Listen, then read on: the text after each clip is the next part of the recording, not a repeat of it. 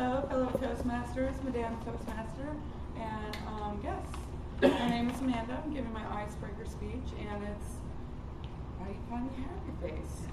So I have to say that while I was trying to write the speech, I realized that I contradict myself all the time.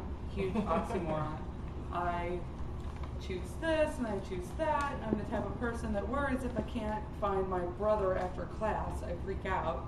And yet I will put a rope around my belly and jump off the San Francisco Bridge. Whoa. Like, anyone else that extreme? Anyone else?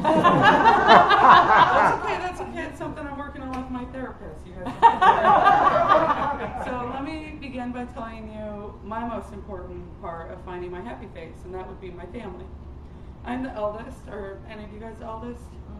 Okay, so you might understand this or may not, but one of the biggest things is there's this worrisome factor that comes in with being the oldest. And I have two siblings, and my sister Lee, her and I are 19 months apart, so we're pretty close. But my brother and I, we are 7 years apart, so it took quite a while for us to become close. But we are now very close. In fact, when I go home, I live 3 hours south of here. When I go home, half the time I don't even tell my friends I'm coming home because I just want to hang out with my siblings. Let me tell you about my parents. My parents have been together since 1972. Do the math. Are you kidding me? That is a really long time. They've been married since 1979, and they are crazy about each other. Now, they always have this running joke where they say, okay, whoever wants to leave the marriage has to take the kids. And they swear it's just a joke, but sometimes I don't know. Now I know it's a joke because they're still together and they're very crazy about one another. Well, like I said before, I'm a very worrisome person. I would worry if I lost my doll. I would worry if I couldn't figure out a word. I would worry all the time, and I would cry all the time. I would cry, I would throw up, I was just a nervous kid. And my parents, God love them, they'd say, Mandy, go up to your room and don't come out until you find your happy face. It's like, all the way up. Really freaking out because I'm like, I don't know what this happy face is. But I have to find it because that's the only way I can leave my room. So I would tear through my toy box, and I'd rip under my desk and and I would just cry because I could not find this stupid happy face that my parents had put in my room for me to find. And I would eventually either find a new book to read, find a new doll to play with, or just cry myself to sleep at 7 years old. Whatever, So, but from that, the next point is, just goes to show you how creative of a mind I have. I literally thought that this was a real thing. I truly thought that this creative, happy face was a real thing. Like I was going to find this yellow happy face somewhere, and I never found it, and it would really panic me. So eventually my parents were like, okay, come on, come out of the room. It's okay, whatever. But let me tell you a little bit about my brother and sister and how much they mean to me. The greatest thing about family is that they will give you all the support in the world. They will lie to you. They will tell you you're talented. They will support you 100%. And then after you fail, they're the first people to say, yeah, you were not that good. Thank you.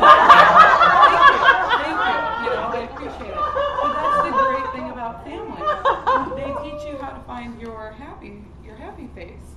And so the whole thing with me trying to find my happy face, being a kid, and then all of the whole brother and sister and everyone being so close to them, I realized that was my creativity. I took everything so literal that what I found my true love was, what really put a happy face on me, was my love for reading and writing. The more I read, the more I wrote. The more I wrote, the more I read. And it just became this vicious and insanely lovely cycle. And that's what I went to college for. I went to college because my undergrad was in English, print journalism. I had a couple degrees. I like school, what can I say? And then after that, I didn't know what else to do, so I went and got my master's degree in English with specialization in writing. And then I got a master's in rhetoric and composition theory because I wanted to know why I loved to write so much. That's how much I loved it. And that was me trying to find my happy face. And so that's what I was going for. I was trying to find my happy face, which led me to Chicago. I didn't go through the greatest time in the past couple of years, and finally I had this opportunity, and I realized that, okay, what's going to put a new happy face on me?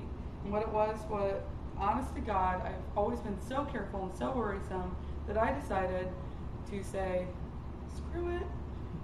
I packed my bags, I quit my job, I junked my car, and in 2 weeks I came up here to find my happy face. And that is what I'm trying to do. And one reason I joined Toastmasters is why not just join a whole new arena? Why not try and find a happy face here? And so, ladies and gentlemen, that is why I joined Toastmasters, and I'm just constantly on the search for my happy face. So thank you.